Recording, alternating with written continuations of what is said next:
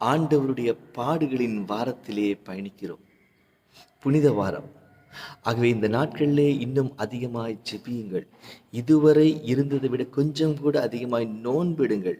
ஜெபத்திற்கென்று அதிக நேரத்தை செலவழியுங்கள்.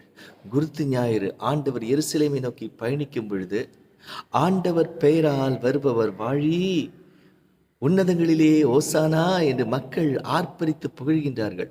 ஒரு 4-5 நாள் கழிஞ்ச உடனே இவர் வேண்டாம், இவர் வேண்டாம் என்று சொல்லி இவரை சிலுவையில் அறையுங்கள் என்று சொல்லி கொக்கரிக்கின்றார்கள்.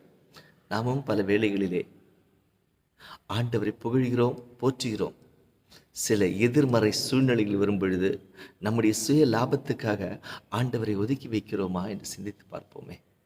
அன்பர்களே, இந்த புனித வாரத்திலேயே நாம் புனிதமாய் பயணித்து நமது வழிபாடுகளை எல்லாம் ஆலயத்திலே செய்யும் பொழுது, மத்திய கிழக்கு நாடுகளிலே இன்னும் யுத்தம் நடந்து கொண்டிருக்கிறது. ஆண்டவருடைய புனித பூமியிலே இந்த புனித வார திருச்சடங்குகள் இந்த வருஷம் நிறுத்தி வைக்கப்பட்டிருக்கிறது. நாம் அதிகமாய் ஜெபிக்க அழைக்கப்பட்டிருக்கிறோம். நாம் அதிகமாய் ஜெபிக்க அழைக்கப்பட்டோம். ஏசாயா 53:4 2 பகுதியிலே நம் துன்பங்களை சுமந்து கொண்டார். இன்று இந்த உலகம் அனுபவிக்கும் துன்பம், இந்த யுத்தத்தினால் அனுபவிக்கும் துன்பம், உலகம் முழுவதும் இந்த யுத்தத்தினால் அனுபவிக்கூடிய அந்த விளைவுகளை ஆண்டவர் சுமந்து கொண்டார் என்று சொல்லப்பட்டிருக்கிறது. ஆகவே இந்த யுத்த சூழ்நிலைகளையும் யுத்தத்தினால் ஏற்படக்கூடிய எல்லா இழப்புகளையும் ஆண்டவருடைய மேலே இந்த வார்த்தையில் நீங்க வச்சு ஜெபியுங்க. இந்த யுத்தம் சீக்கிரமாக ஒரு முடிவுக்கு வர வேண்டும் என்று ஜெபியுங்கள். அந்த புனித பூமியிலே திருப்பலி நிறைவேற்றாமல், புனித சடங்குகள் நிறைவேற்றாமல் வெறுமையாக கிடைக்கிறது. ஆண்டவருடைய புனித ஸ்தலம் இந்த ஒரு வாரம் வெறுமையாக கிடைக்கிறது ரொம்ப வேதனைக்குரிய விஷயம். அன்பர்களே, ஜெபிங்க. கொஞ்சம் சீரியஸா நம்ம ஜெபிப்போம். ஆண்டவருடைய சந்நிதியிலே இருந்து நாம ஜெபிப்போம். ஆண்டவருடைய இரக்கம் இந்த பூமியை நினைக்கணும், உங்கள் குடும்பத்தை நினைக்கணும். ஜெபிங்க. இந்த வாரத்தில் தான் தன் நண்பர்களின் காலை கழுவுகிறார்.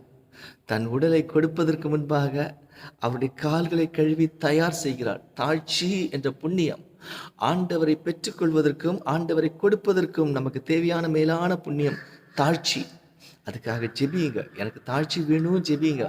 ஆண்டவருடைய உடலை இனி வருகிற நாட்களை தகுதியோடு தான் உட்கொள்வேன் என்று சொல்லி ஒரு பிரதிஜை இடுங்கள். ஆண்டோடைய பாடுகளை தியானிச்சு பாருங்க. இந்த வாரத்தில் அதிகமா எனக்காக காரி துப்பப்பட்டார், எனக்காக அடித்து கிழிக்கப்பட்டார், எனக்காக நொறுக்கப்பட்டார், எனக்காக அவமானப்படுத்தப்பட்டார், எனக்காக அசிங்கப்படுத்தப்பட்டார், எனக்காக உங்களுக்காக. அதை அப்படியே மனசுக்குள்ள வச்சு தியானிச்சு ஆண்டவருக்கு நன்றி சொல்லுங்க. ஆண்டவருடைய பாடுகளை அதிகமாக தியானிச்சு இன்று இந்த உலகம் மனிதனுடைய சுயநலத்தினால் அனுபவிக்கக்கூடிய இந்த யுத்தத்தின் பாடுகளை எல்லாம் ஆண்டவருடைய சந்நிதியில் ஒப்புக் கொடுப்போம். ஆண்டவரே இரக்கமாயிரும்.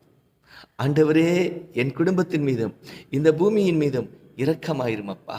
இந்த உலகத்தின் சூழ்நிலை மாற உடைய பாடுகள் எங்களுக்கு ஒரு வழி செய்யட்டும். உருக்கமாய் ஜெபிங்கள். இந்த தவக்காலத்திலே, இந்த புனித வாரத்திலே இன்னும் கொஞ்சம் புனிதமாக, இன்னும் கொஞ்சம் கூட அதிகம் பரிசுத்தமாக ஆண்டவரோடு இணைந்து பயணியுங்கள்.